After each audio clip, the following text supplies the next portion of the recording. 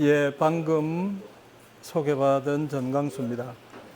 작년 한 1년 몇 개월 전에 제가 부동산 문제로 여기서 강의를 했습니다만은 오늘은 제가 이제 책을 펴낸다고 하니까 우리 송 원장님이 꼭 여기 와서 북 콘서트 한번 해야 된다고 하셔서 이렇게 오게 됐습니다. 불러주셔서 영광이고요. 지금 주최하는 측에서는 참석자 숫자에 막 이렇게 마음을 쓰시는데 전혀 저는 상관없고요. 오늘 많이 오셨는데, 그래서 준비한 내용을 가지고 한 시간 정도 그렇게 말씀을 드리겠습니다. 이거는 근데 이제 이 책은 제가 직접 쓴 게 아니고 번역한 거니까 저하고 뭐 생각이 반드시 똑같다 이렇게 볼 수는 없습니다. 그런데 아시다시피 번역이라는 게 또 다른 창작이니까 또 이것도 저의 작품이라고 할 수 있고 또 이 내용을 잘 소개하고 전달하는 것도 저의 책무다 그렇게 생각을 합니다. 원래 이 책의 제목은 우리 이 교수님 한번 책을 들어서 뒤에 한번 보여주시죠.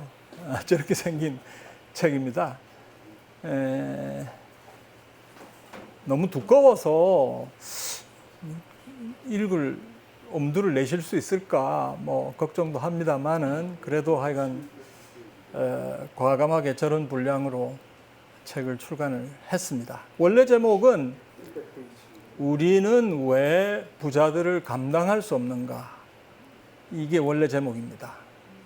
뭐 감당한다는 건 우리 잘 쓰잖아요. 나 그 친구가 내 도저히 감당이 안 돼. 바로 그겁니다. 그 뜻입니다. 그래서 우리는 왜 부자들을 감당할 수 없는가? 감당할 수 없다는 게 뭐 기분 나빠. 저놈 안 되겠어. 이런 뜻이 아니고 이 상태로 계속 가다가 보면 도저히 우리가 견뎌낼 수 없는 그런 상황이 올 수밖에 없다. 이런 뜻입니다. 그럼 준비한 순서대로 보시겠습니다.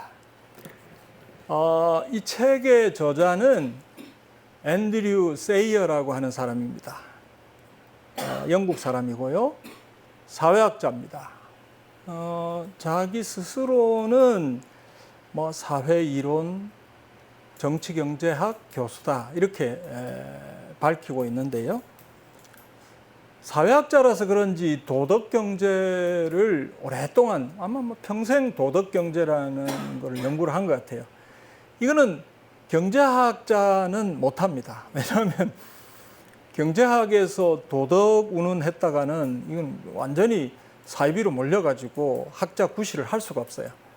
사회학자니까 이 도덕 문제를 가지고 경제를 보는 이런 연구를 한 것 같아요. 저는 그런 점에서는 오히려 세이어가 더 맞다고 생각합니다. 경제학이 대단한 척 까불고 있지만 사실은 어느 순간 도덕적 가치와 또 하나는 역사 이 두 가지를 빼버렸어요. 경제학 안에서. 그럼으로써 아주 멍청한 학문이 되고 말았다. 저는 그렇게 판단합니다. 그래서 이 세이어의 접근 방식에 대해서 저는 동의할 수밖에 없고요. 이런 관점, 그게 도덕경제입니다. 이게 도덕적으로 옳으냐 그르냐 이걸 판단하는 겁니다. 그 관점에서 여러 가지 사회과학 방법론이라든지 윤리라든지 또는 불평등, 계급 이런 문제를 광범위하게 연구해온 학자입니다. 근데 이제 주목되는 것은 이 불로소득이라고 하는 개념을 살려냈습니다. 이 불로소득이라고 하는 개념은 옛날에는 있었어요. 경제학에서. 경제학이 처음 등장했을 때 고전학파 경제학자들은 이 불로소득이라고 하는 개념을 갖고 있었습니다. 그러다가 19세기 말 20세기 초가 돼서 이 신고전학파가 득세를 하면서 경제학을 과학으로 만들어야 된다. 그러니까 이건 뭐 불로소득 가치 판단이 들어간 이런 개념 필요 없어 하고 이 불로소득 개념이 사라지기 시작했습니다. 거기다가 소득 분배 이론에서 한계 생산성 이론이라고 하는 게 등장해가지고 모든 분배는 정당하다 뭐 이런 그 이야기를 하기 시작했어요. 그러니까 그 자기가 돈 벌었으면 다 지 거고 다 정당한 거지 불로소득이 어디 있어? 라고 하는 관념이 경제학을 지배하게 됐습니다. 이게 사라져버린 것이죠. 근데 이걸 세이어가 복원시켰습니다. 저는 이게 굉장히 귀한 일이라고 생각합니다. 그래서 불로소득 자본주의론이라고 하는 것이 등장했고요. 이것이 뭐 아주 지배적인 경향은 아니지만 유럽에서 이렇게 영향을 끼쳐서 이쪽 방향으로 연구하는 학자들이 나오기 시작했습니다. 아마 조금 더 가면 경제학자들 가운데서도 여기에 뭐 입장을 같이 하는 사람들이 나오지 않을까 그렇게 생각합니다. 여러분이 아마 들어보셨을 겁니다. 토마 피케티라고. 토마 피케티 21세기 자본, 뭐 자본과 이데올로기 뭐 이런 아주 유명한 책을 써서 전 세계 경제학계를 뒤흔들어 놓은 사람인데요. 이게 왜 뒤흔들어 놨다라고 얘기를 하냐면 피케티가 나오기 전에는 경제학에서는 분배 문제는 신경을 안 썼어요. 분배는 나빠지는 게 없어. 분배는 자본주의가 잘 굴러가고 성장을 잘하면 분배는 저절로 잘 되게 돼 있어 라고 하는 것이 경제학자들의 지배적인 관념이었습니다. 그런데 갑자기 토마 피케티라는 사람이 나와가지고 분배 문제가 아주 심각한 경제 문제가 될 수 있다. 근데 그거를 말이나 글로 그냥 단순히 주장하고 선언한 게 아니라 데이터를 모아가지고 한 300년에 걸친 방대한 데이터 그걸 모아서 그 장기적으로 분배 상태가 어떻게 변화해 왔는가 하는 것을 밝혔습니다. 이거는 정말 놀라운 일입니다. 왜냐하면 300년 전에 무슨 통계가 있었겠습니까? 그러니까 뭐 세금 매긴 자료 뭐 이런 거 있잖아요. 창고에서. 뭐 이런 걸 찾아가지고 자기 나름으로 이걸 해석을 해서 통계를 만들어낸 겁니다. 그 사람이 그렇게 만들어 놓고 보니까 아하, 이게 자본주의의 분배 문제가 없는 게 아니다. 분배 문제가 굉장히 악화될 수 있고 악화된 상태로 오다가 잠시 좋아진 것이 언제냐 하면 1940년, 50년, 60년 요때 분배 문제가 아주 좋아져 가지고 정말 노동자들도 사람답게 살고 그런 시대가 왔다라고 봤고요.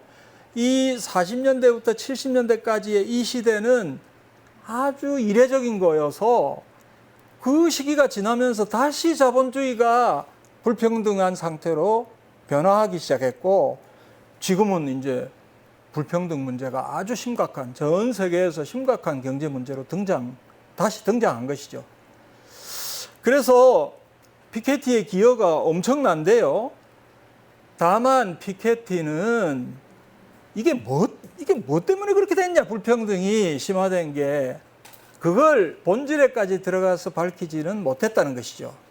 이 세이어라는 사람이 보니까 그게 중요한 원인이 불로소득이야. 부자들이 자꾸 부를 집중하는데 그게 원천이 불로소득이야. 그 중에서도 부자들 단순한 부자가 아니고 우리가 1% 대 99% 이렇게 나누잖아요. 그것만 해도 굉장히 극소수인데 세이어는 0.01%, 0.01%와 99.99% 사이에 간격이 벌어지고 있다. 0.01%는 누구냐? 이거는 단순한 부자가 아니고 슈퍼리치, 초부자들이다. 이렇게 이제 얘기를 하죠. 그래서 이 슈퍼리치들이 어떻게 부를 획득하고 또 집중하고 그러면서 또 사회를 지배하고 심지어 뭐 정부, 뭐 법률, 이런 뭐 학문, 문화 이런 것까지 지배하느냐 하는 것을 이 책에서 소상하게 밝히고 있습니다. 어떻게 해서 그들이 그 불로소득을 그렇게 집중할 수 있었는가? 방법을 다 얘기하고 있습니다. 그 점에서 이 앤드류 세이어는 상당히 기여를 한 거 아닌가 그런 생각이 들죠. 저는 우리 한국에서 바로 이런 책이 좀 나와야 한다. 한국 부자들의 정체. 한국 부자들은 도대체 어떻게 해서 부자가 됐고 어떻게 부를 그렇게 축적했고 이 불평등을 이렇게까지 확대시키고 있는가 하는 실태를 세이어가 했듯이 좀 밝히는 연구가 있으면 좋겠다 하는 생각을 합니다. 이게 이제 안 밝혀지니까 그냥 막연하게 존경하고 아까 원장님 얘기했지만 택시 타고 이러면 재벌 총수들 다 걱정하고 좋아하고 또 반대편에서는 무조건 재벌이라 그러면 쌩 천하에 죽일 놈이다 이렇게 얘기를 하는데 사실은 양쪽 다 근거가 없어요. 그래서 그런 것들을 좀 객관적으로 밝혀내는 연구가 있어야 한다. 그런 생각이 듭니다. 그래서 그런 점에서 세이어는 아주 훌륭한 기여를 했다고 저는 판단하고요. 이게 이제 사실은 세이어가 2016년에 어디하고 인터뷰를 한 건데요. 이게 지금 PPT의 버전이 조금 예전 거라서 지금 동영상을 안 되죠. 동영상은 틀 수가 없고요.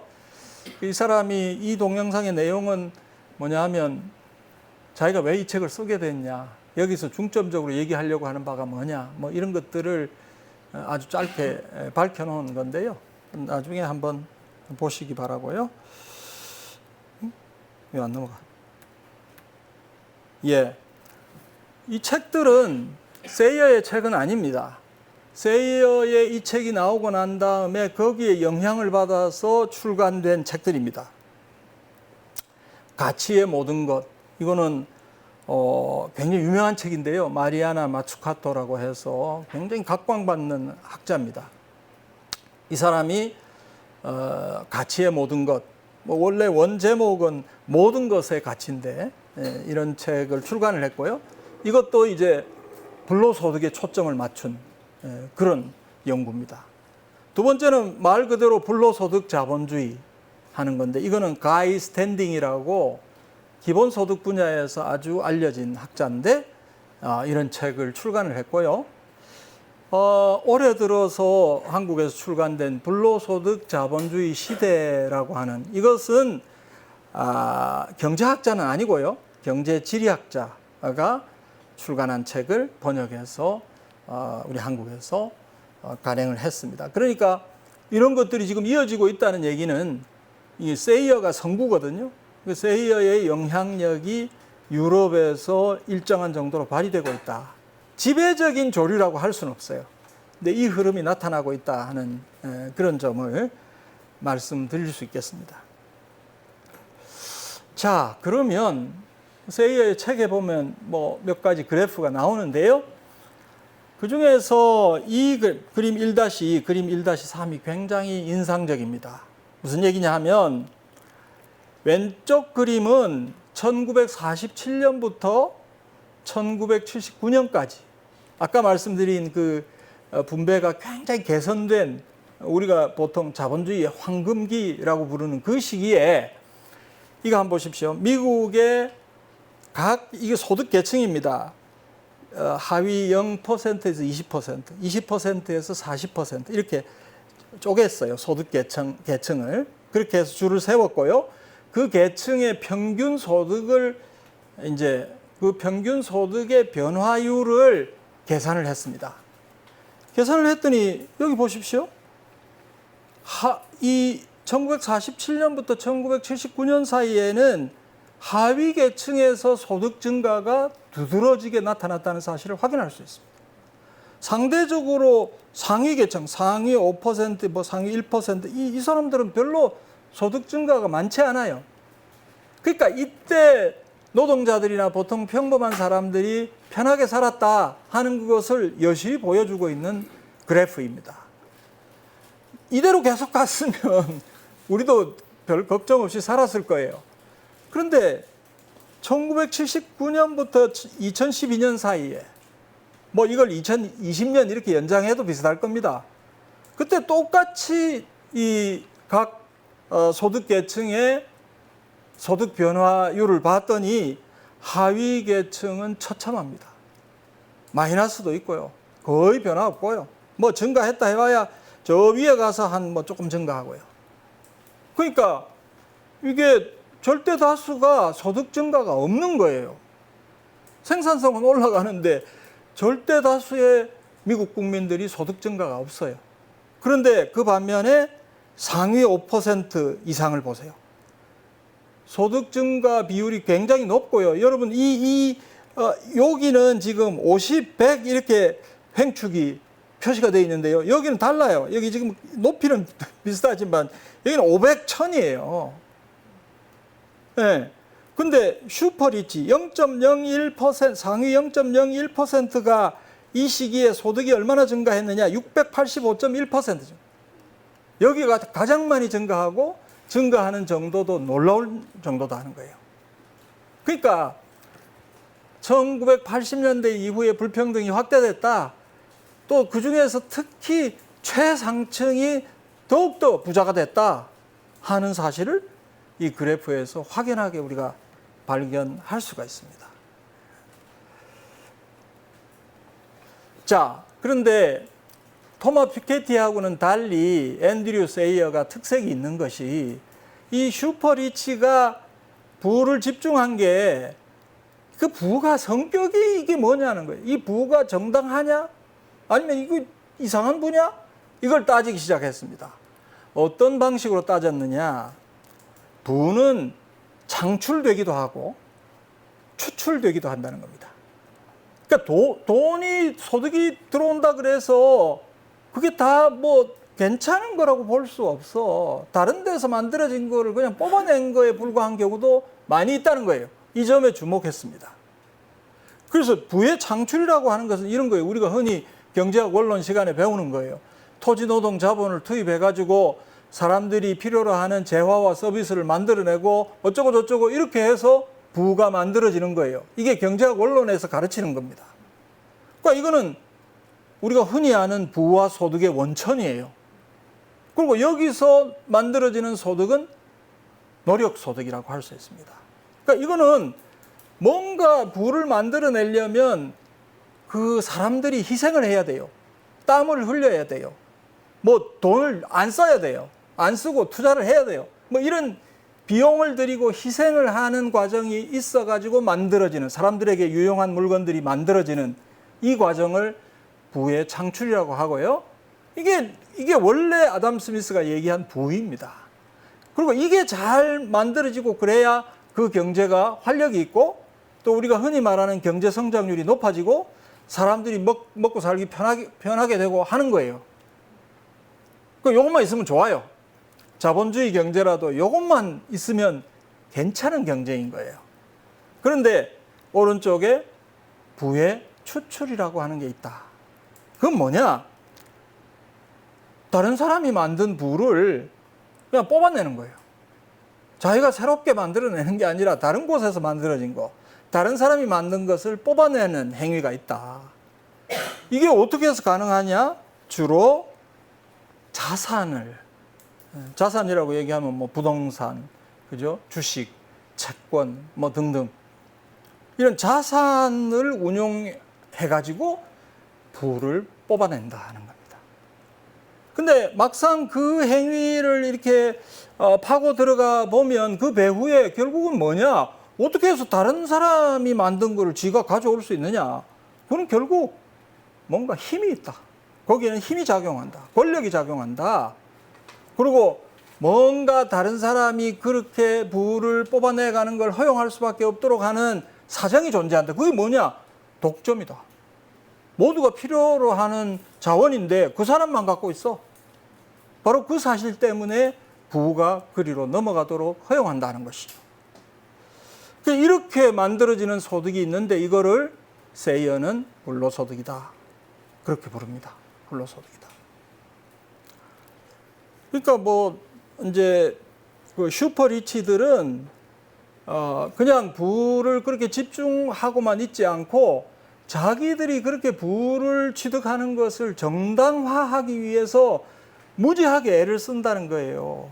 법률과 제도를 자기들에게 유리하게 만들기도 하고 학자들을 시켜서 이론을 만들어내기도 하고 또 미디어에 그런 얘기를 계속 보도하게 해가지고 사람들이 그걸 받아들이게 자연스럽게 받아들이게 만들고 이런 식으로 한다는 거죠.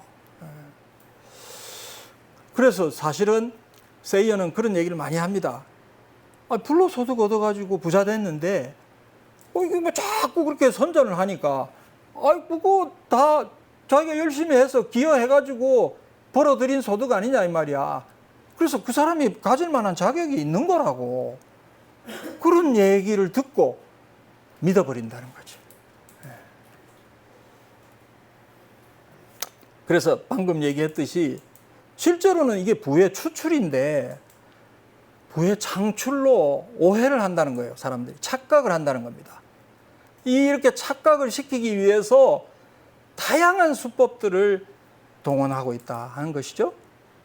우선 첫 번째로는 말을 혼탁하게 만듭니다. 말을. 이게 굉장히 중요한 건데요. 그래서 돈을 벌었다, 벌이 이러면 그 안에는 내가 뭔가 기여를 하고 열심히 해서 그래서 돈을 벌었지. 나는 그 돈을 벌어서 가질 자격이 있어 라고 하는 의미가 들어가 있는가 하면 돈 벌어서 내가 그럼 그런 의미가 들어가 있는가 하면 다른 쪽에서는 뭔가 뭘 해서 돈이 생겼어. 이런 의미가 벌이라고 하는 용어 속에 같이 들어가 있다고 하는 겁니다. 그러니까 이 말을 쓰면 불로소득인데 마치 노력소득, 내가 받을 자격이 있는 소득을 얻은 것처럼 포장을 할 수 있다는 겁니다. 투자도 마찬가지입니다. 투자도 원래 투자라고 하는 것은 뭐 자기가 가지고 있는 자원이 아까 말씀드린 재화와 서비스의 생산 쪽으로 들어가도록 하는 게 이게 진짜 투자거든요. 그런데 투자라고 하면 어떻게 요령 좋게 뭐 여기저기 굴렸더니 돈이 생겼어. 요새 이런 투자가 아주 횡행하고 있지 않습니까? 내가 했더니 뭐 여기 주식에 투자했더니 뭐 돈이 뭐 2배, 3배 됐어. 코인 했더니 막 엄청나. 땅을 샀더니 이 투자 괜찮아. 전부 투자라는 말을 쓴다는 거예요. 근데 앞에 투자하고 뒤에 투자는 의미가 다른 거죠. 다른 의미가 투자라는 하나의 단어 속에 들어가 있다는 겁니다. 뭐 부라고 하는 것도 마찬가지고요. 그래서 세이어는 이 단어들이 굉장히 위험하다. 사실 다른 내용에 대해서는 다른 용어를 써야 하는데 같은 용어 안에 두 개의 다른 의미가 들어가 있다 하는 거죠. 그래서 사람들이 착각을 일으키게 된다는 거고요. 두 번째는 이거는 이제 경제학에서 흔히 나오는 주장인데요. 시장이라고 하는 것이 이게 절묘한 거야. 아담 스미스 보이지 않는 손을 말했잖아. 시장에 맡겨. 그럼 모든 것을 가장 효율적인 결과가 나오게 해주고 사람들의 욕구도 다 충족시켜주고 모든 걸 다 해결할 거야. 시장은 분배를 하는데 그 시장에서 분배되는 거는 자기가 다 희생하고 기여한 만큼 분배되는 거야. 이런 이론이 경제학에서 만들어지고 또 그걸 자라나는 학생들이 배우고 그런다는 거예요. 그걸 중학교, 고등학교 때 배우고 대학교 때 배우면 무조건 이렇게 생각하지요. 시장에 맡겨. 시장에 맡기면 시장이 정당한 분배를 해주는 거야. 그래서 시장에서 분배받는 거 여기에 불만을 토로하지 마. 그거는 시장이 다 알아서 한 건데 뭘 잔소리가 많아. 내가 한 달에 50억 벌어. 그러면 그 시장이 한 거 아니야. 내가 한 달에 100만 원 벌어. 네가 못났으니까 그렇지. 네가 시장에서 기여한 바가 없으니까 100만 원밖에 못 받지. 이렇게 되는 거예요. 이런 이론이 유포가 되고 근데 대중들은 묘한 믿음을 갖고 있다는 겁니다. 무슨 얘기냐? 일종의 희망 고문이라고 할까요? 이 세상은 정의로워 라고 하는 믿음을 갖고 있대요. 뭔가 이 부자들이 돈을 버는 그런 실태에 대해서 얘기를 해주면, 야, 웃기지 마. 그럴 리가 있어.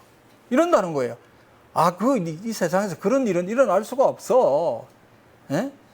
뭐 조금, 야, 그 문제 있지만 좀 있으면 해결될 거야. 좋아질 거야. 라고 하는 믿음이 있다는 겁니다.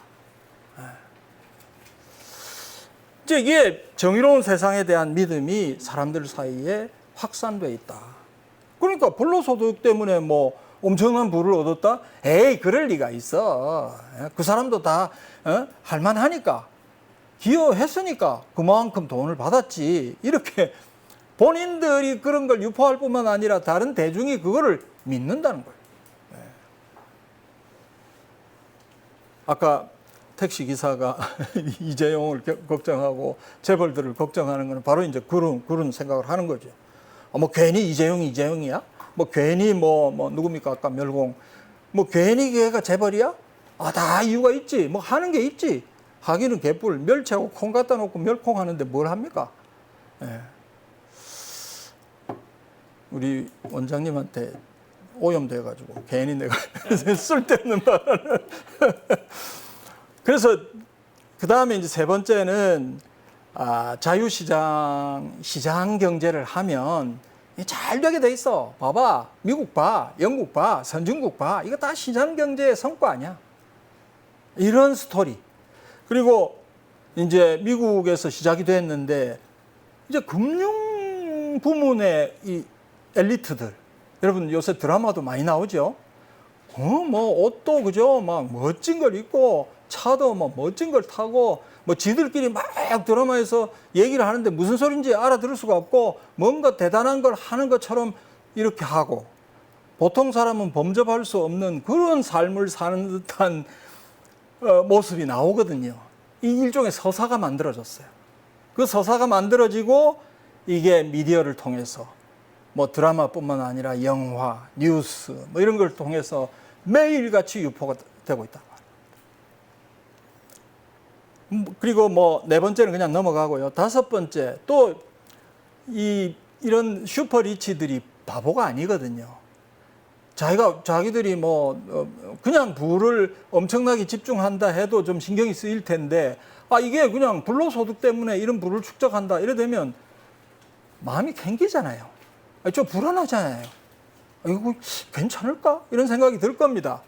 그래서 자기들의 어떤 존재와 자기들의 삶을 포장하기 위한 행위를 합니다. 대표적인 것이 바로 자선사업입니다. 자선사업을 합니다. 자선사업을 벌여서, 자, 부자들이 그렇게 나쁜 사람 아니야. 돈을 벌었지만 그거 좋은 일에 쓰잖아 하는 그런 인상을 가지도록 만듭니다. 이런 다양한 방법을 통해서 부의 창출로 오인하게끔 만드는 노력들이 있다 하는 것이죠. 자, 그러면 이 슈퍼리치들이 획득하는 불로소득에 뭐 어떤 게 있냐? 다 이렇게 들어가 보면 근본에는 자산 소유가 있습니다. 대표적인 것이 부동산 소유, 뭐 금융자산도 여기 들어가는데요. 거기다가 특권이나 권력이 결부가 됩니다. 이 두 가지가 기초가 되어서 생기는 이득이 세이어가 보니까 생각 이상으로 많다는 거예요. 거기 지금 쭉 열거를 해놨습니다. 보십시오. 토지에서 생기는 지대소득, 부동산 자본이득, 부동산 값이 올라서 얻는 이득. 이거는 뭐 고전학파 시절부터 불로소득이다. 그렇게 분류를 했어요. 그 외에도 오늘날 금융자본주의라고 하니까 세이어는 이자 받는 거 이것도 불로소득 성격이 있어. 특히 고리대는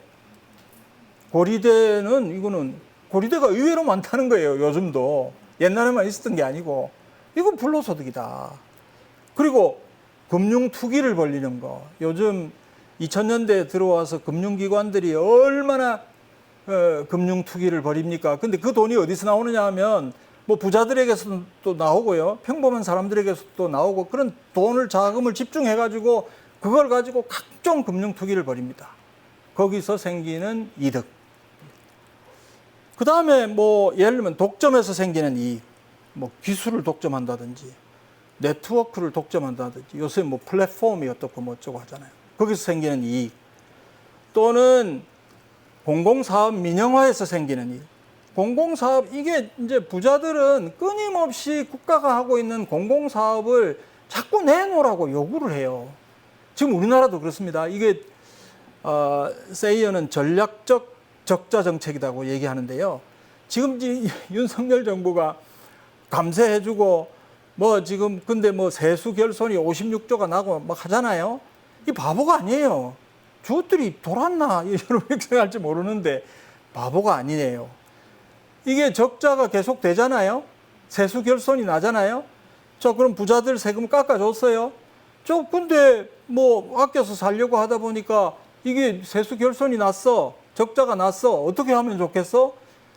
팔아야지. 이렇게 나가요. 다음 단계는 각종 공기업들을 민영화하는 단계로 갑니다. 두고 보십시오. 돈 없잖아. 팔아야지.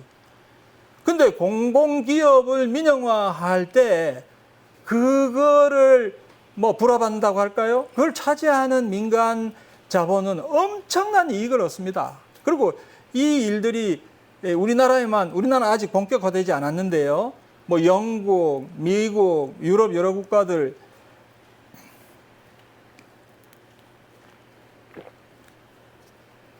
민영화하고 난 다음에 막대한 이익을 얻었고요. 그리고 아시다시피 수도 사업 민영화했더니 수도 요금이 2배, 3배로 뛰고요. 전기도 마찬가지고요. 지금 공기업이 담당하고 있는 것들을 민영화하게 되면 그 관련 사용료 요금이 폭등할 수밖에 없습니다. 그리고 이익을 얻는 것은 그 공공기업을 취득한 민간 자본이 이익을 얻는 거예요. 이건 뭐냐 이거요. 이거 뭐 쥐들이 뭐 한 거 있냐 이거예요. 아무것도 한 거 없이 그 공공기업을 불화받았다라고 하는 그거 하나만 가지고 엄청난 이익을 얻는다. 이게 불로소득이다. 뭐 그런 얘기고요. 그 다음에 조세 회피와 탈세. 이 조세 회피 수법에 대해서 아주 자세하게 씁니다. 그리고 조세 회피처라고 해서 뭐 아주 뭐 그 무슨 여러 섬에도 있고 뭐 조세 회피처라고 하는 것이 전 세계에 막 널려 있어요. 거기만 가면 세금을 안 매기는 거예요. 그러니까 기업들이 뭐 이상한 수법을 써요. 돈은 예를 들면 한국에서 벌고 그 다음에 장부 기장을 어디에다 하느냐 하면 조세 회피처에 합니다. 그래서 뭐 거기서 왔다 갔다 해가지고 세금 한 개도 안 내는 식으로 처리를 한다는 거예요. 이 어떤 조세 회피처에는 빌딩 하나에 8,000개 기업이 등록하고 있대요. 그러니까 이게 뭐 엄청나게 이게 활발하게 활용이 되고 있는 겁니다. 우리나라 지금 영국이나 미국 기업에 대한 사례는 많이 나오는데요. 아마 우리나라 기업도 마찬가지일 거예요. 예, 마지막으로 구제금융을 통해서 금융기관과 금융 엘리트가 얻는 이익 이건데요. 이건 무슨 얘기냐면 2008년에 금융위기가 있었잖아요. 근데 그때 금융기관들이 다 잘못한 거 아니에요. 투자은행들이 쓸데없이 그런 무슨 파생금융 상품 만들어가지고 막 거품을 키웠잖아요. 그래서 미국의 투자은행, 5대 투자은행이 다 망했다고요. 하나 남김없이. 그러니까 이제 이것들이 넘어가면 큰일 난다. 이제 미국이 망한다. 이래가지고 당시에 역사상 유례가 없는 구제금융이 들어갑니다. 구제금융이 들어가면 구제금융은 누구 거예요? 미국 국민들이 세금 낸 거잖아요. 그 미국 국민들이 낸 세금을 가지고 지금 엉뚱한 짓을 한 금융기관에다가 투입을 합니다. 그럼 금융기관들은 받아가지고 그 돈 가지고 뭘 하느냐? 자기들 회생하는데 뭐 일부 썼겠죠. 그런데 이 금융위기에 책임이 있는 CEO들, 뭐 이런 자들이 뭐 보너스 받고, 또 무슨 퇴직할 때 뭐 퇴직금 받고, 뭐 이래가지고 이 책임 있는 자들이 감옥 가도 시원찮을 자들이 보너스 받고 엄청난 보수를 받고 하는 일이 벌어진 겁니다. 이것도 뭐냐 이거요. 이것도 불로소득 아니냐. 그래서 예를 들면 요새 자꾸 더 그런데요. 무슨 어떤 대기업의 CEO다 이러면 연봉이 뭐 몇십억 이러고요. 그거를 뭐 당연하게 생각을 해요. 연봉 50억이라고 합시다. 그럼 한 달에 얼마입니까? 4억이잖아요. 4억이면 무슨 4억 원어치 일을 하는 것처럼 이렇게 생각을 해요. 4억 원어치 일을 하나요? 아니, 뭐 따지고 비교를 한번 해봅시다. 지난해나 뭐 하는 일이, 저는 대학에 재직할 때 뭐 한 달에 한 600만 원 받았나요? 그러면 쥐는 뭔데 4억을 받냐고요? 그럼 뭐 그렇게 능력의 차이가 있냐고요? 뭐 그렇게 뭐 기여를 하냐고요? 그 앤드류 세이어는 뭐라고 얘기하는가 하면 그거 기여하고 뭐가 아무 상관없고 지들이 할 수 있으니까 가져가는 거다. 그 CEO 보수 결정위원회라고 하는 게 있답니다. 영국, 미국에도. 그 위원회 보면 다 지 친구고 아는 사람이고 뭐 지도 그쪽에 가서 위원해주고 저쪽에서 위원 데리고 오고 이렇게 한다는 거예요. 그렇게 할 수 있으니까 CEO 월급을 그렇게 올렸다는 겁니다. 근데 이 금융위기에 책임이 있는 자들이 이런 식으로 연봉 잔치, 보너스 잔치를 벌였으니까 참 이게 어처구니 없는 일이기도 하지만 이것 다 불로소득이다 하는 거예요. 그리고 요즘 뭐 연예인들이 또 스포츠 스타들도 그렇고 연예인들이 무슨 예능 프로 이런 데 나와가지고 그 뭐 우스갯소리로 뭐 저 사람은 빌딩이 몇 개잖아, 뭐 몇백억이잖아, 뭐 몇 조잖아 이런 얘기를 아무렇지 않게 해요. 아니 그게 말이 되냐고요. 뭐 예능 프로 나가서 한 몇 년 했다고 이름이 알려졌다고 그동안에 몇십억 몇백억을 번다는 게 말이 됩니까? 그러니까 그런 스타들의 소득에도 불로소득이 끼어 있다 하는 것이고요. 근데 이 불로소득을 얻어가지고 스타들이 어떻게 굴리느냐 하면 신문에 나오기는 전부 빌딩을 산대요. 여러분 많이 보셨죠?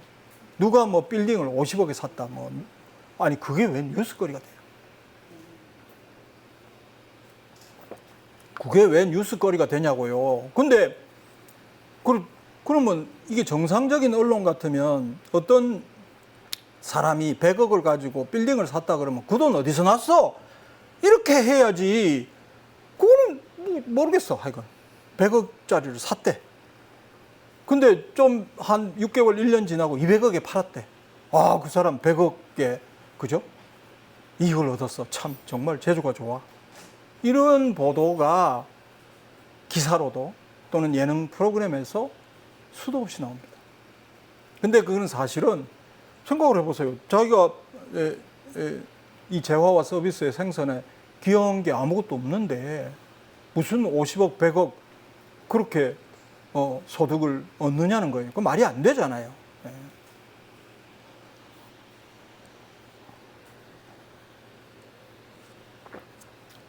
그래서 이런 것들이 다양한 형태로 존재하는 불로소득이다. 그렇게 볼 수 있고요. 그래서 정상적이라면 좀 뭐라 해야죠. 야, 그렇게 돈 벌어서 돼? 우리는 뭐야? 뭐 이런 분위기가 사실은 만들어지는 것이 옳은데 거꾸로잖아요. 뭐 잘했어. 부러워. 나도 어떻게 하면 저렇게 될까? 응? 그래서 요새 어린애들을 학원에 보내는데 그 학원도 희한한 학원이 다 있어요. 무슨 아이돌이 춤추는 거 그거 배우도록 학원을 보내요. 기가 막히는 일입니다. 그게 이제 불로소득 취득의 기회가 열려 있으니까 그 길로 가. 그 뭐까지 골치 아픈 공부해가지고 뭐 하겠어. 이렇게 이제 생각하는 거죠. 자, 그런데 이제 이 불로소득이 아주 급증하는데요. 이게 한 1980년대부터 그렇게 됐다고 합니다. 이게 그럼 예전에도 불로소득이 있었겠죠. 그죠? 근데 어느 시기부터 급격히 증대하는데요. 세이어는 금융화하는 데 주목합니다. 금융화. 그러니까 예전에는 금융이 아까 말씀드린 부의 창출을 지원하는 역할을 했다는 거예요. 뭐 신용 공급이나 이런 게 필요하니까 돈이 필요한 사람에게 돈이 남아 도는 사람의 돈을 이렇게 연결시켜주고 이거 다 생산을 도와주는 기능이라는 거예요. 그리고 이런 금융은 경제의 종이다. 금융이 경제의 종으로서의 역할을 했다는 겁니다. 이럴 때는 금융이 이게 잘하고 있었던 거예요. 예, 경제도 잘 돌아가고 있었던 거예요. 근데 1980년대부터 이게 바뀌기 시작했습니다. 금융이 종이 아니고 주인의 자리에 올라섰다. 몇 가지 제도적인 변화가 있었습니다. 그 이제 대표적인 게 뭐냐 하면 금융기관의 신용 창조 그리고 자본 이동 이런 것이 80년대부터 자유화되기 시작합니다. 전 지구적으로 자유화되기 시작하고 그래서 돈이 있으면 이제는 어디든 갈 수 있어요. 그래서 이 금융 투자자들이 전 세계를 무대로 해서 수익을 쫓아서 막 옮겨 다닙니다. 그래서 노동조합이 강한 데서는 빠져나가고요. 세금이 무거우면 빠져나가고요. 안 그런 쪽으로 막 몰려가고요. 이런 짓을 하는 거예요. 그리고 이 각종 금융자산에 대한 투기적 거래 이런 것들이 전 세계 시장으로 확대가 됩니다. 정부는 그런 거가 되면 경제가 위험해지고 경제 위기가 오고 이러니까 정부가 그전에는 못하게 막았어요. 너무 막 지나치게 자유롭게 왔다 갔다 하는 거 못하게 막았는데 이제 그렇게 할 수가 없어요. 정부의 그런 통제 권한이 약화됩니다. 그 바야흐로 1980년대부터 금융이 주인이 됩니다. 여기서 이거 다 말씀드릴 필요는 없을 것 같고요. 뭐 맨 위에 거 한번 봅시다. 주주가치 운동이라고 하는 게 벌어졌어요. 이건 뭐냐면 기업들이 뭐 투자를 잘하고 생산 잘하고 마케팅 잘하고 그죠? 인사관리 잘하고 뭐 이런 데 신경 쓰는 게 아니고 그리고 기업의 장기적인 어떤 발전이나 뭐 이런 데 신경 쓰는 게 아니고 단기 이익에만 집중한다는 거예요.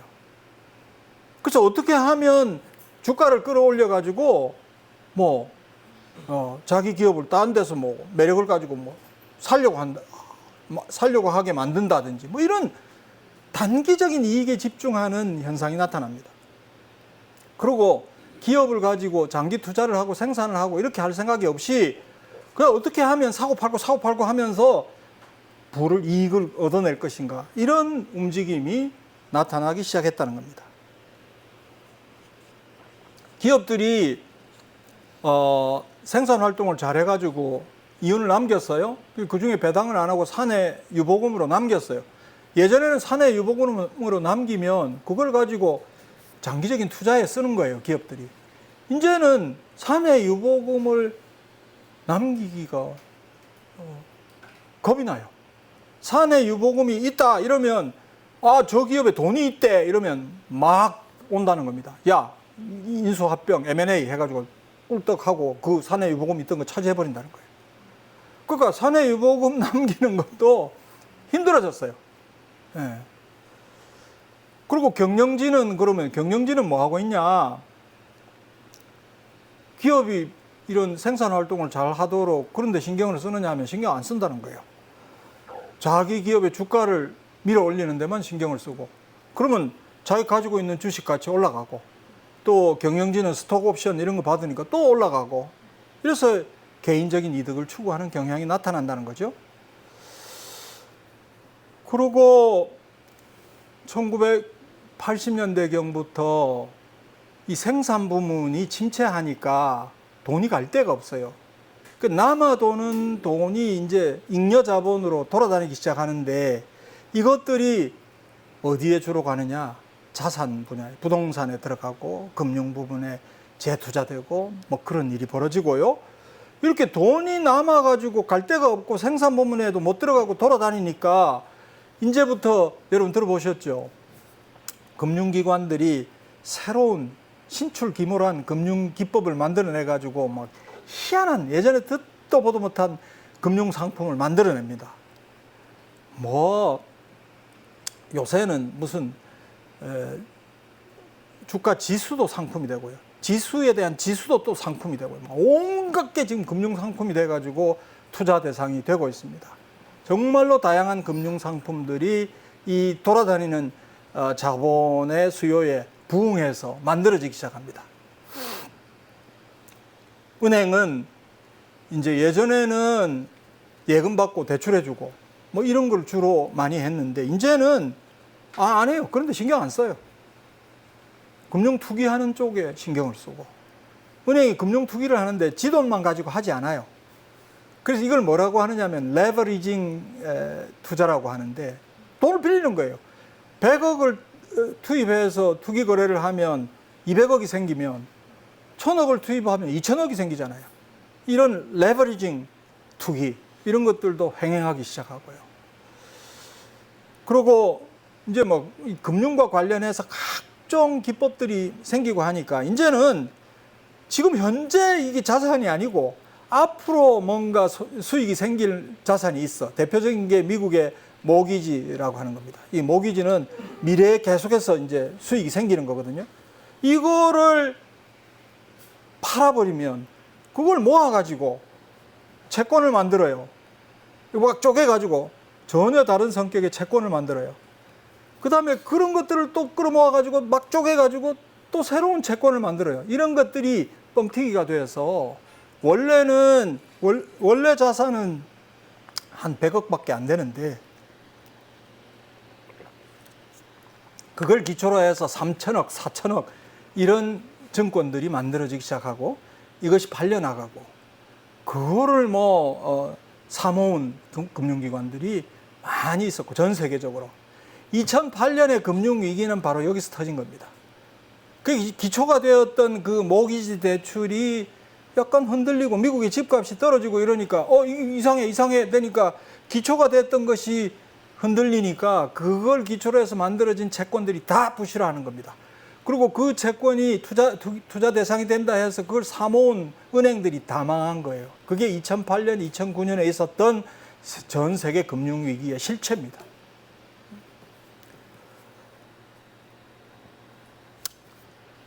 그런데다가 재미있는 지적을 하는데요.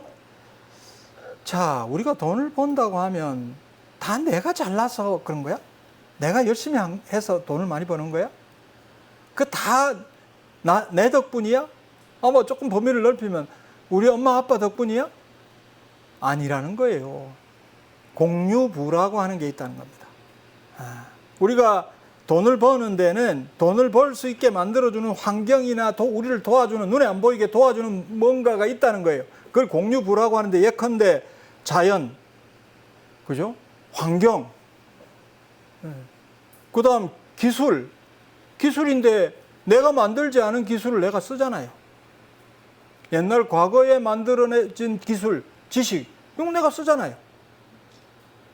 제도, 지금 우리나라 민주주의가 흔들린다 어쩐다 하지만 그래도 민주주의니까 이 정도 예를 들면 국민들의 반응도 있고 저항도 있고 탄핵한다 어쩐다 이런 소리도 나오고 하는 거죠. 이 제도라고 하는 것이 과거에 수십 년, 수백 년에 걸쳐서 만들어져 있잖아요. 그런 것들, 문화 이런 것들. 이거는 지금 현재 생산을 하고 경제 활동을 하는 사람이 만든 게 아니에요. 자기 게 아니라고요. 이건 대부분 사회적인 성격이 강한 건데 그걸 활용해 가지고 우리는 오늘날 경제 활동을 하고 소득을 얻고 돈을 번다고요. 이걸 공유부라고 합니다. 공유부가 많아요. 어떤 경제학자는 모든 소득의 80%가 공유부에서 온다 이렇게 얘기를 해요. 과거에 그냥 우리에게 그냥 주어진 것들, 그것이 우리가 돈을 버는데 기여하는 정도가 상당히 높다는 거죠. 또 그러면 이 부분은 어떻게 하는 게 맞습니까? 가능하면 사회화하는 게 맞죠. 그런데 어떤 일이 벌어지느냐 하면 공유부를 소수가 사유화해버립니다. 자기 걸로 만들어버려요. 대표적인 게 토지, 자연자원 이런 것들요. 그 외에 제도, 문화 이런 것들도 이게 전부 사회의 것인데 지 것인 사유화해버려요. 사유화한다는 얘기는 무슨 얘기냐 하면 지만 차지하고 다른 사람은 그걸 사용하지 못하게 막아버린다는 거예요. 막아버리면 어떻게 할 수 있냐면 그 공유부를 사용할 수 있는 사용료를 지가 걷는다는 거죠. 그거 걷어서 자기 걸로 하면 그거 불로소득이잖아요. 이건 이제 조금 이야기가 딴 데로 빠지는데요. 그래서 공유부로 인한 소득은 사회화하는 것이 맞다. 여기서 뭐가 나오느냐 하면 기본소득이라고 하는 게 나오는 겁니다. 기본소득을 가지고 막 논쟁이 있습니다만은 사실 원래 기본소득은 이겁니다. 사회에는 개인에게 돌릴 수 없는 공유부가 있다. 그럼 그 공유부에서 이득이 생기는 것은 모든 사람이 똑같이 나눠 갖는 것이 맞지 않냐.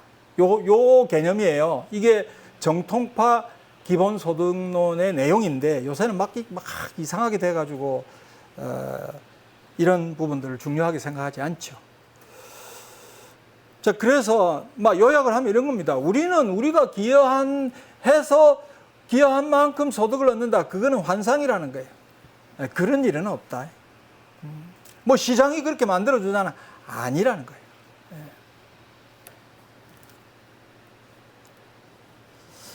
자, 그래서 불로소득자가 이제 슈퍼리치들이 불로소득을 많이 얻어요. 물론 슈퍼리치 가운데서도 생산 기업을 운영을 하고 투자를 하고 이런 분들도 있어요. 또 그걸 같이 하는 사람들도 있어요. 근데 불로소득을 얻는데 슈퍼리치만이 아니고 영세 불로소득자가 있다는 겁니다. 여러분이나 저 같은 사람. 영세 불로소득자. 이 사람들은 노동자고 어디 뭐 회사원이고 뭐 이래요. 그럼 이 사람들은 그냥 간신히 월급 받고 살아요. 요즘 다들 그러잖아요. 월급 받아가지고 내가 어떻게 사냐 말이야. 그래서 거의 대부분이 아마 주식 투자를 할 거요. 또 좀 용감한 사람들은 어디 가서 야 내가 대출 받아가지고 어디 뭐 아파트 서울의 아파트 여기 대구 분들 요새 그런다며요. 대구 분들이 왜 대구 아파트를 안 사고 서울 아파트를 사는지 몰라. 그럼 야 그거 어디 가서 샀더니 2배가 됐어. 뭐 그게 그냥 보통 사람이잖아요. 내 옆에 친구잖아요. 우리 직장의 동료잖아요. 그러니까 이런 사람들이 많이 생기는 거예요. 그러면 이제 이 불로소득으로 가장 큰 이익을 얻는 분들은 슈퍼리치들인데 영세한 불로소득자들이 많이 생겨서 그 슈퍼리치들과 자기의 이해관계가 같은 것이라고 착각을 하는 거예요. 아, 저 사람이 우리 편이야. 예. 슈퍼리치가 우리 편이야. 아, 우리도 잘만 하면 저렇게 갈 수 있지 뭐. 연예인 뭐모 연예인은 뭐 출연료가 1회당 1억이래. 아, 그럼 우리 애들도 잘 키우면 또 그렇게 갈 수 있지. 이렇게 생각한다는 거예요. 예. 불로소득 게임에서는 이분들은 사실은 주역이 아니에요. 슈퍼리치가 주역이고 이분들은 단역이에요. 별로 중요하지 않아요. 그런데 이 숫자가 많아졌다는 것이 이데올로기적으로 매우 중요하다. 방금 얘기했듯이 슈퍼리치들과 자기가 같은 이해관계를 갖는다고 착각을 해요. 그 언론은 또 뭐 그걸 부추겨요. 지대 추구 불로소득을 얻는 것이 야, 그 사람이 돈을 어떻게 그렇게 벌었을까? 아, 신중하잖아. 투자할 때 그냥 했겠어. 얼마나 고민했어. 그거 왜 불로소득이라 그래? 그 사람들도 일 많이 한다고. 야, 일주일이고 한 달이고 몇 달이고 고민한다고. 일하잖아. 아주 신중하고 현명하게 행동을 해가지고 불로소득을 얻는다는 거예요. 그게 불로소득이 아니고 노력소득이다. 이렇게 언론이 또 얘기를 한다는 겁니다. 자, 그렇게 되니까 이게 어려운 거예요. 아주 슈퍼리치들은 극소수잖아요. 아까 봤다시피 0.01%예요. 그러면 민주주의 사회에서는 그 사람들은 가지고 있는 표가 0.01%예요. 99.99%가 각성하면 그냥 해결할 수 있어요. 해결 못 하잖아요. 그래서 거기에 좋지 않은 영향을 끼치는 것이 바로 이 영세한 불로소득자다. 노동자이면서 불로소득도 없는 이분들이다 하는 것이죠. 근데 이 경향은 한국도 마찬가지고 한국은 유독 심한 것 같아요. 요새 뭐 부동산, 주식, 채권, 펀드, 코인 그게 말이 되냐고요. 그거는 주식은 그래도 기본이 되는 행위가 있죠. 이 코인은 이건 뭐예요? 뻥이잖아요. 아무것도 없어요, 그거는. 근데 근데 그런 게 수천만 원, 수억 뭐 이렇게 한다고요. 이제 이런 것들이 이런 데 손을 대는 분들이 굉장히 많고, 그래서 무슨 코인에 과세한다 그러면 뭐 벌떼같이 들고 일어나가지고 뭐 난리를 치고, 뭐 금융투자 뭐 주식 연간 5천만 원 이상 수익을 내면 거기다가 뭐 세금 매기겠다 했더니 뭐 1%밖에 안 된대요. 거기에 해당하는 사람이. 왜 1,400만 모든 사람이 들고 일어나가지고 지금 난리를 치냐고요. 근데 그게 바로 여기서 말하는 이데올로기적인 효과입니다. 이데올로기적인 효과. 같은 편이라는 거예요. 내가 주식 10주 가지고 있어도 주식 수만 주 가지고 있는 사람은 나 친구야, 같은 편이야, 이렇게 생각한다는 거예요. 최근 우리 사회에서 종부세 논란, 또 상속세 논란, 금투세 논란, 이거 다 이거하고 관련이 있는 겁니다. 결국은 이제 이게 무슨 얘기냐면, 그렇게 영세 불로소득자들이 슈퍼리치 편에 서면 자기한테 이익이 되느냐 하면 이익이 안 된다는 거예요. 이익은 슈퍼리치들이 다 가져가고 영세 불로소득자들은 오히려 그들에게 뭔가 불로소득을 얻을 수 있는 기회를 제공하고 비용을 치르고 이럴 수밖에 없다는 거예요. 본질을 알면 이 사람들은 손해보는 거예요. 근데 그 본질을 깨닫지 못하도록 하는 노력이 끊임없이 이루어지고 있고, 그래서 이 영세 불로소득자들의 이기심을 계속 자극하고, 그래서 부자 감세하는 거 아니에요? 슈퍼리치 감세하는 거 아니에요? 지금 종부세 폐지하겠다고, 뒤에 조금 나오겠습니다만, 종부세 종부세가 지금 대구에 종부세 내는 사람 없어요. 글쎄요, 뭐 한 100명 될라나요? 왜 그 대구 사람들이 그 종부세 폐지하라고 난리를 치냐고요. 말이 안 되잖아요. 그러니까 언론이나 이런 쪽에서 이 영세 불로소득자들의 이기심을 막 자극하는 거예요. 가만히 있어봐. 저거 종부세 문재인 정부가 말이야 해가지고 이거 왕창 뺏어갈 거야. 저거 뭐 이렇게 소문을 퍼뜨리고 잘못된 이야기를 퍼뜨리고 하니, 이 영세 불로소득자들이 아무 관련도 없는 지방민들이 그런가 보다 하고 거기에 지지하고 가담하고 하는 것이죠. 이 문제가 굉장히 심각합니다. 이거를 어떻게 해서든지 지혜롭게 해결을 해야 돼요.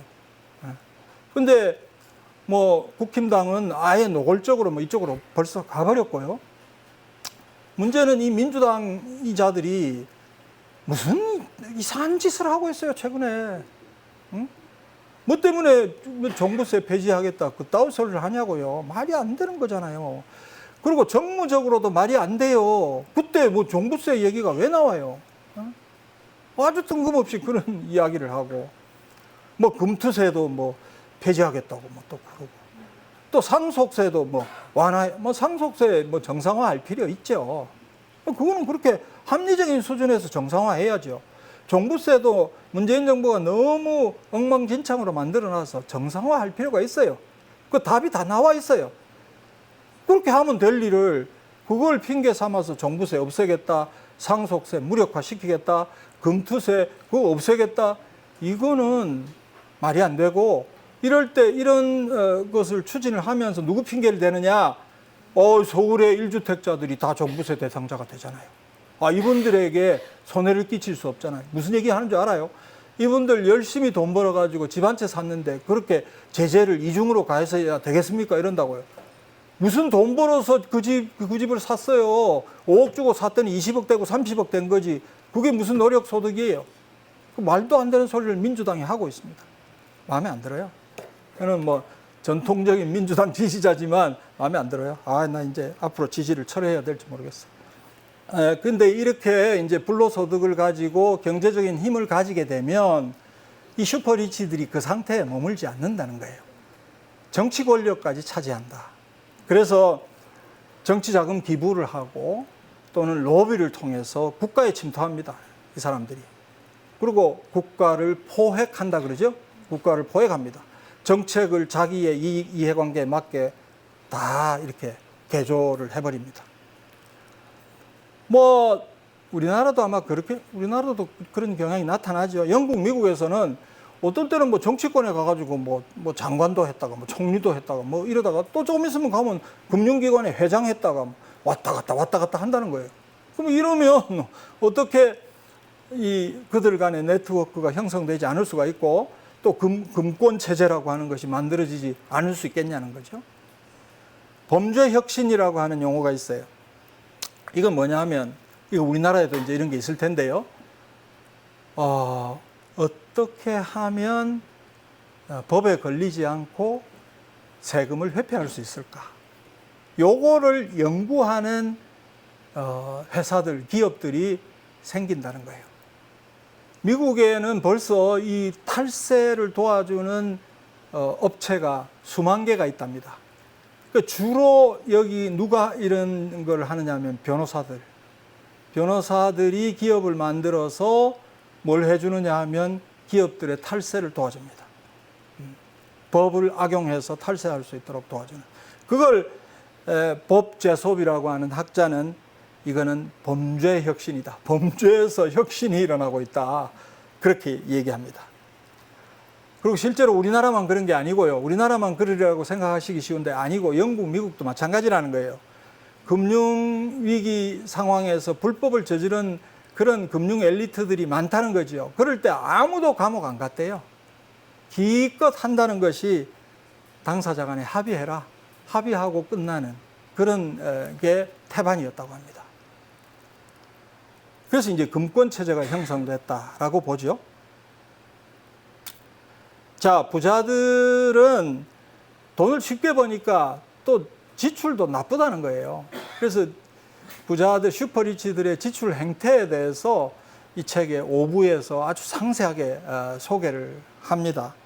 뭐 이 사람들은 무슨 행사를 할 때 요트를 타도 뭐 출력 시원찮은 건 안 탄대요. 이 사람들은 출력이 빵빵한 걸 타고 그걸 한번 타면 그거 타고 이렇게 그 바다나 호수를 한 바퀴 돌면요, 뭐 아프리카 사람 전체가 파괴하는 그런 정도의 환경 파괴를 일으킨다는 거예요. 그런 짓을 슈퍼리치들이 벌이고 있다 하는 얘기고, 이 기후 위기의 문제에 슈퍼리치의 책임이 매우 크다 하는 이야기를 자세하게 설명합니다.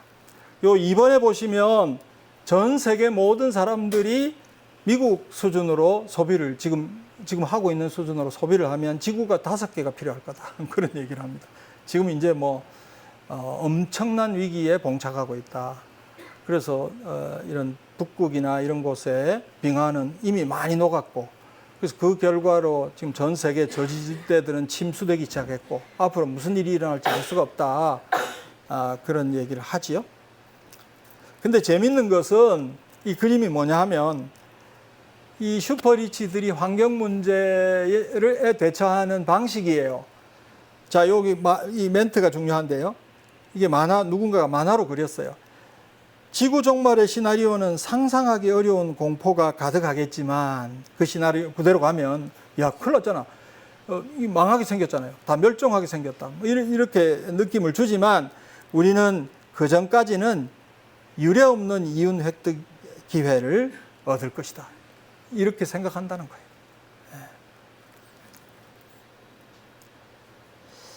자, 그래서 그럼 이거 어떡할 거냐 하는 문제가 생기잖아요. 그래서 이건 세이어가 말하는 겁니다. 부자들에게 책임을 묻고 그들의 부가 대부분 불로소득에서 생겼다는 것을 폭로해야 한다 하는 것이고요. 두 번째는 부자들이 행사하고 있는 권력이 비민주적이다, 부당하다, 또 다른 사람에게 피해를 입히는 착취적인 거다 하는 것을 드러내야 한다. 그리고 세 번째는 그렇게 불로소득을 얻지 못하도록 차단하는 장치를 마련해야 한다. 그 대신에 정말 저소득층 약자들이 겪고 있는 고통을 완화하는 복지를 확충해야 된다. 그런 얘기하고요. 그 외에 뭐 불평등한 문제를 해결해야 되고, 특히 그 모든 것들을 가능하게 하려면 정치를 민주화해야 한다. 민주주의를 지켜내야 한다는 거고요. 그 다음 환경 문제에 대처할 수 있도록 투자가 그렇게 막 금융 투기 쪽으로만 돌아다니는 그거 말고 이 문제에 대처할 수 있는 그런 투자가 이루어지도록 해야 된다. 그런 얘기입니다. 그리고 이제 정책 대안들이 굉장히 많아요. 정책 대안들이 굉장히 많은데 이거 하나하나 지금 설명드릴 여유는 없고요. 이것만 해서 또 얘기를 길게 해도 좋을 정도의 내용입니다. 아주 광범위하게 대안을 소개하고 있습니다. 자, 이제 마지막으로 제가 이건 추가한 건데요. 그럼 한국은 어떠냐 이거예요. 한국은 좀 이런 한국의 불평등 문제, 한국의 슈퍼리치의 문제 이런 것들을 본격적으로 다루는 그런 연구가 좀 있어야 된다고 생각하는데요. 최근에 조돈문 교수가 불평등 이데올로기라고 하는 좋은 책을 냈어요. 거기에 이제 상당히 통계 작업을 좀 해서 1970년대부터 지금까지 우리 한국의 소득 분배가 어떻게 진행이 되어 왔냐 하는 것을 보여주고 있는데요. 이게 이제 상위 10%가 차지하는 비중입니다. 그게 1970년대는 0.302, 30% 정도 상위 10%가 차지했다는 거죠. 근데 2010년대가 되면 상위 10%가 46%를 차지합니다. 늘어났죠. 네, 늘어났어요. 자, 중위 40%는 줄어들었어요. 하위 50% 줄어들었습니다. 그러니까 저소득층에게 돌아가는 소득의 비중이 감소했습니다. 장기간에 걸쳐서 볼 때. 자, 최상위 1%가 있어요. 최상위 1%가 차지하는 비중이 8.9%에서 14.8%로 상당히 증가했습니다. 그러니까 우리나라도 앤드류 세이어가 말하는 경향에서 예외가 아니다 하는 사실을 알 수가 있죠. 여러분 다 느끼고 계시잖아요. 우리나라의 부자들이 어떻게 돈을 벌었냐. 그거 그냥 이렇게 주변에서 이야기되는 거를 들었지만 한간에 회자되는 이야기가 진실에 가깝다는 거예요. 그 다음에 이제 제가 이건 늘 강조하는 건데 한국은 아까 이거는 지금 부동산 소득이고 뭐고 안 들어간 거예요. 땅값에서 생기는 소득 안 들어간 국민소득상의 소득만 가지고 했는데도 이래요. 근데 땅값을 봤더니 이게 GDP 대비 그 나라 전체 땅값 총액의 배수거든요. 이게 OECD 15개 국가를 조사를 한 거예요. 이제 한 2000년대, 90년대부터 통계가 나와서 이거 이제 그래프를 그릴 수 있게 됐어요. 해봤더니 우리나라가 이 맨 위에 있어요. 압도적인 1등입니다. 그리고 2016년경부터 이게 이 수치가 급속히 올라갑니다. 이건 아시다시피 지난 한 6, 7년 동안에 벌어졌던 부동산 투기 광풍 때문에 그런 거예요. 이게 뭐냐는 거예요. 만약에 우리나라가 부동산에서 생기는 소득까지 감안해서 불평등 문제 계산을 하면 안 그래도 지금 이게 조사 대상 국가들 가운데 우리가 불평등이 제일 심하다 이렇게 나오거든요. 이런 부동산 소득 이런 거 안 집어넣고도 이 국제 비교를 해보면 이게 제일 심해요, 우리나라가. 근데 이것까지 들어가면 어떻게 되냐고요. 그래서 토지 소득이라고 하는 것을 조사를 해보면 이렇습니다. 이건 정확한 통계는 아닙니다만은 연간 300조, 400조 이렇게 발생하다가 2020년에는 900조가 발생하고 GDP의 거의 50% 가까운 토지 불로소득이 생긴다. 다른 불로소득은 제쳐놓고요.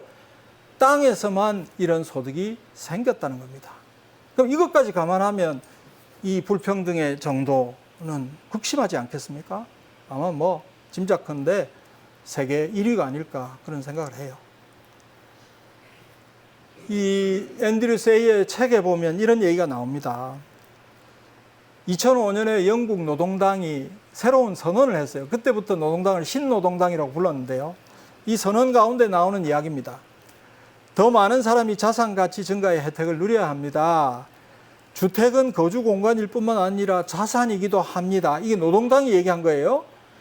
주택 소유에 대한 지원은 더 많은 저소득층이 주택 자산 가치 증가의 혜택을 누릴 수 있도록 주택 소유 지원을 해줘야 된다. 이런 얘기를 영국의 보수당이 아니고 노동당이 했다니까요. 2005년에. 이게 뭐냐? 토니 블레어의 제3의 길에 기초해서 나온 거예요, 이게.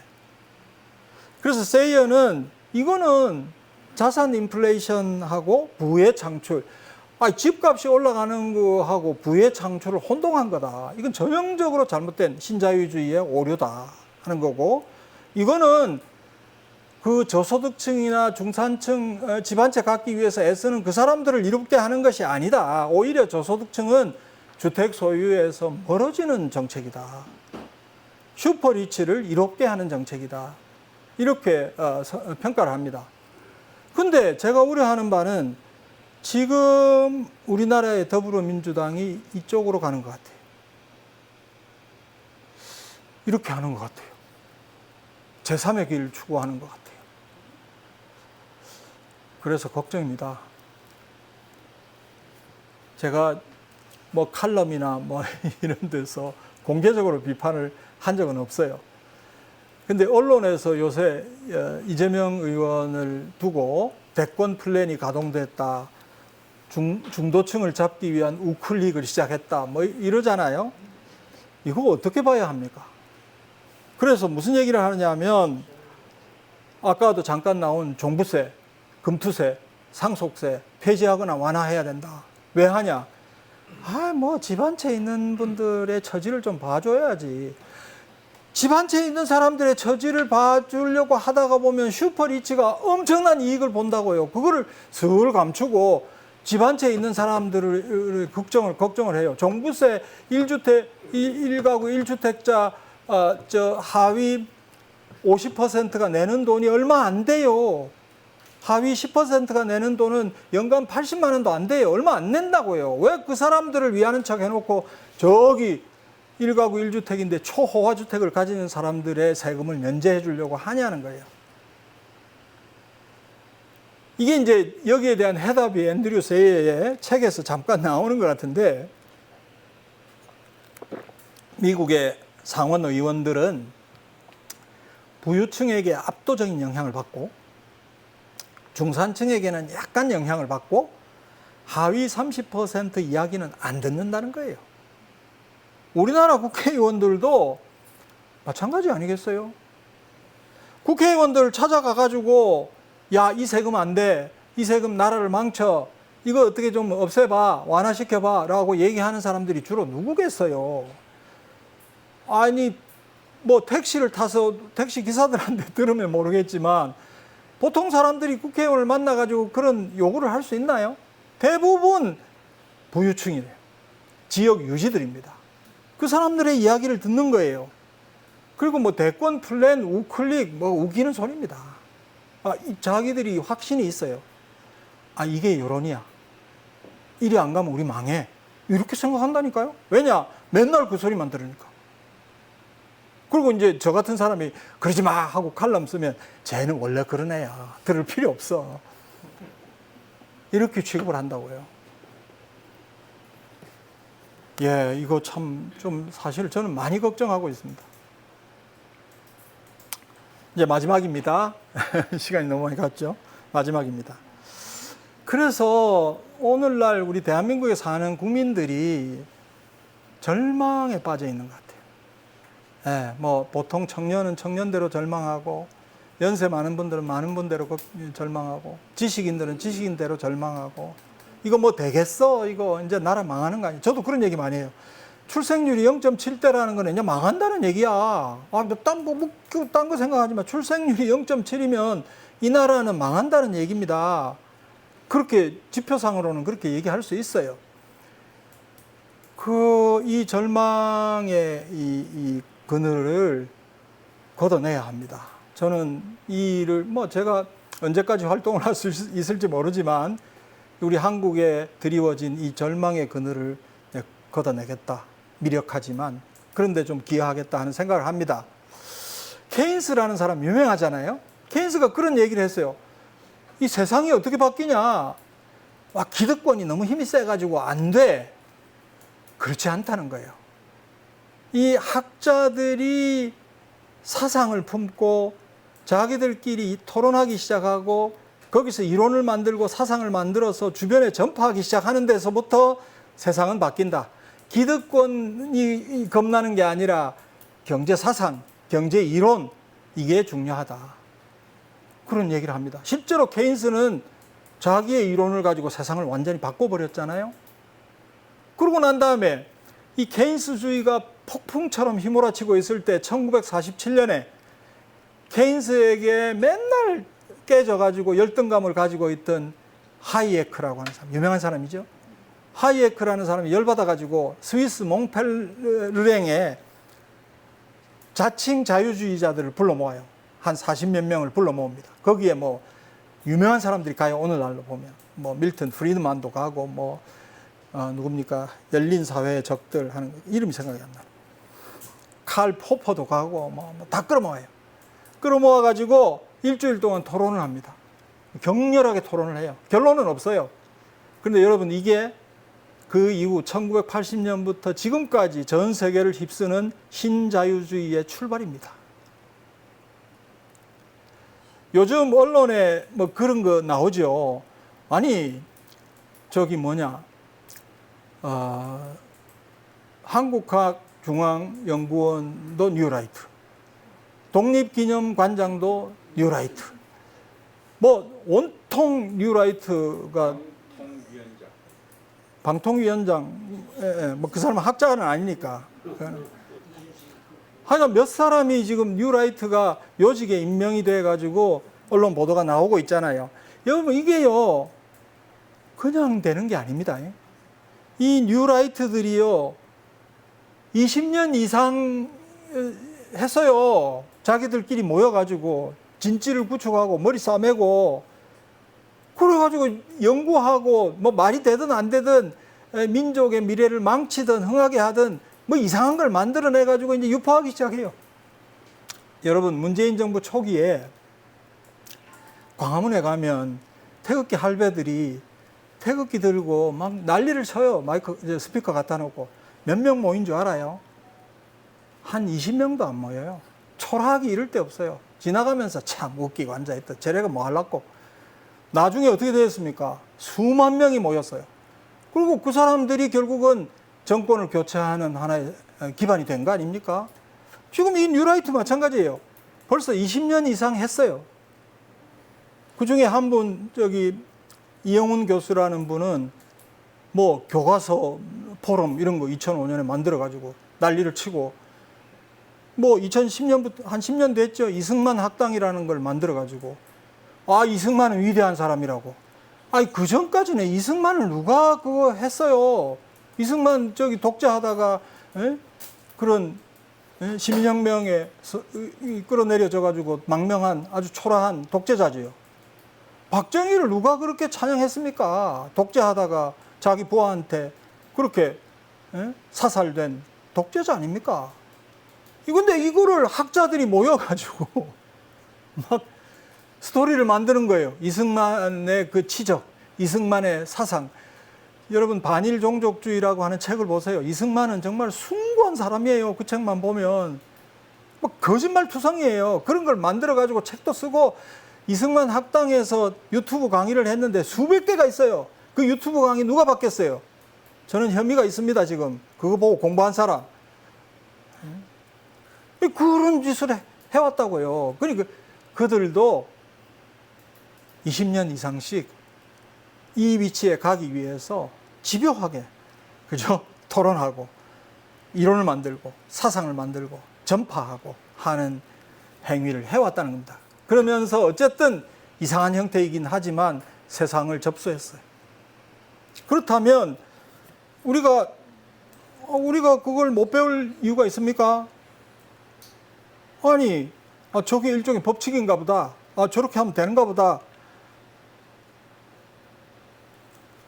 우리 그걸 배울 수 있는 거 아니에요? 그래서 저는 이제 죄송합니다. 저보다 연세가 많은 분이 계시지만 이제 나이를 먹고 뭔가 일을 벌이려고 하니까 안 되겠어요. 힘이 없어요. 그래서 이제 어디 혹시나 강의 불러주고 하면 가서 이제 불 지르는 거. 이런 게 필요합니다. 이런 거 하셔야 돼요. 이렇게 해야 세상이 바뀌는 거예요. 그런 얘기를 주로 하고 있습니다. 예. 시간을 좀 더 잡아먹었는데요. 제가 강의하는 거는 이 정도로 마치겠습니다. 예, 고맙습니다.